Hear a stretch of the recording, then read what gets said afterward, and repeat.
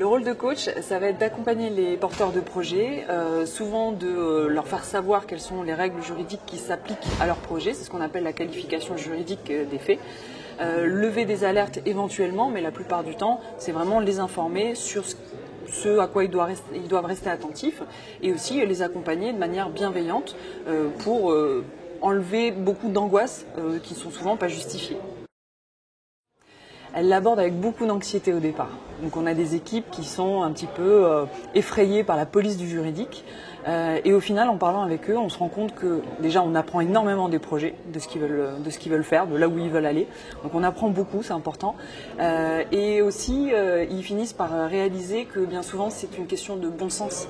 Et on arrive assez facilement à faire comprendre que notamment la donnée de santé, puisque moi c'est mon dada, la protection des données de santé et le respect de la vie privée dès le départ des projets, on arrive assez rapidement à faire comprendre l'articulation en réalité des normes. C'est-à-dire que le but de tout ça, c'est le respect de l'utilisateur, le respect de sa vie privée, la protection de ses données, qu'on met en balance avec ce qui est nécessaire pour faire avancer la santé, améliorer la prise en charge, améliorer le système de santé. Donc c'est un équilibre. Je l'ai beaucoup dit aujourd'hui, mais le droit c'est une matière vivante.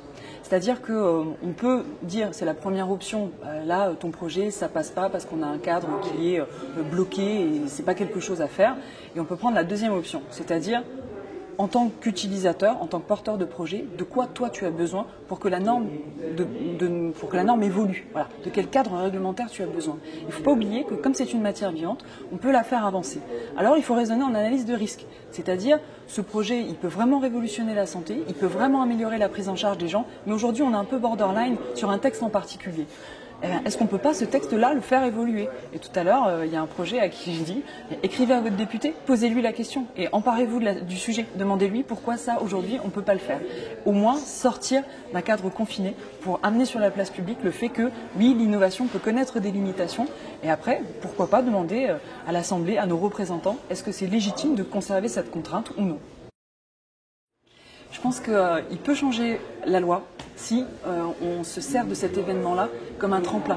C'est-à-dire que toutes les réflexions qu'on a ici, qui sont richissimes, parce qu'évidemment il y a des gens de tous les horizons, avec des tas d'idées différentes, mais si on garde ça avec un entre-soi un petit peu effrayé et contraint par ce qui apparaît être une masse réglementaire par exemple, on ne fera pas vraiment avancer les choses.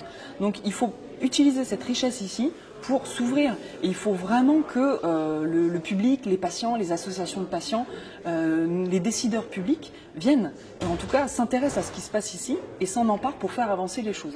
Il faut que ce soit un terreau et qu'ensuite on fasse travailler en fait ce terreau-là et qu'on fasse fructifier nos réflexions.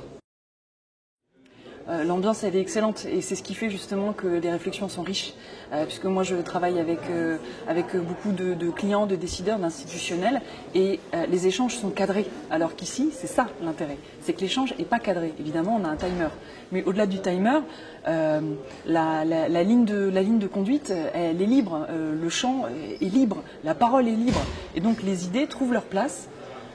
Et on échange sur ces idées-là sans forcément avoir des obstacles, notamment politiques. C'est-à-dire qu'ici, on est au-delà. On ne se freine pas, on ne s'auto-censure pas. Et c'est ça qui fait la richesse des échanges. Ça donne à réfléchir aussi pour le retour à la vie quotidienne, à la manière de fonctionner au quotidien.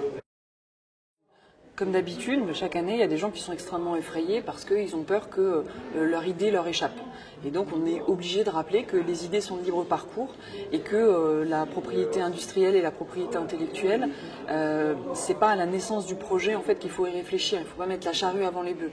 Pour autant, c'est vrai qu'il y a des gens dont on n'arrivera pas à faire changer la conception. Donc, c'est peut-être des gens qui doivent rentrer dans d'autres systèmes ou en tout cas dans d'autres événements. Et ici, les organisateurs ont toujours été clairs sur le fait que d'abord on réfléchit, d'abord on essaye d'avancer et puis ensuite, au vu de la commercialisation qui est possible, on négocie un certain nombre de choses. Et je pense que les craintes sur la propriété intellectuelle, elles sont en grande partie dues à une méconnaissance en fait, des règles de la propriété intellectuelle. Et souvent, on me dit, mais moi, mon droit d'auteur risque de m'être volé parce que sur mon idée, et non, les idées ne sont pas protégeables, hein, oui, mais sur mon projet, oui, mais à partir du moment où on crée, le droit d'auteur naît. C'est-à-dire qu'après, c'est qu'une question de preuve. Et sur le Sparkboard, dans les échanges qu'on a, dans les présentations, on publie son projet. C'est-à-dire qu'on le communique au public. Donc c'est un premier moment où on démontre que on est porteur du projet, on est le créateur, on est l'auteur du projet. Donc de fait, il est déjà protégé. Après, sur la protection des codes sources, c'est la même chose. Il faut essayer de connaître déjà, et là, il y a un véritable intérêt à faire de l'éducation populaire au numérique. Et c'est un sujet qui est souvent abordé dans les cafés autour du Hacking Health, parce qu'il faut vraiment expliquer aux gens comment ça fonctionne la propriété intellectuelle, et pas seulement revenir en permanence sur le brevet. Le brevet, c'est que des choses, c'est quand on passe dans l'industrialisation. On n'est pas forcément obligé de parler de brevet ici. Ici, c'est du droit d'auteur. Le droit d'auteur, il naît dès que l'auteur crée. On n'a pas besoin de reconnaissance a posteriori. Déjà ça, c'est un élément important à faire savoir.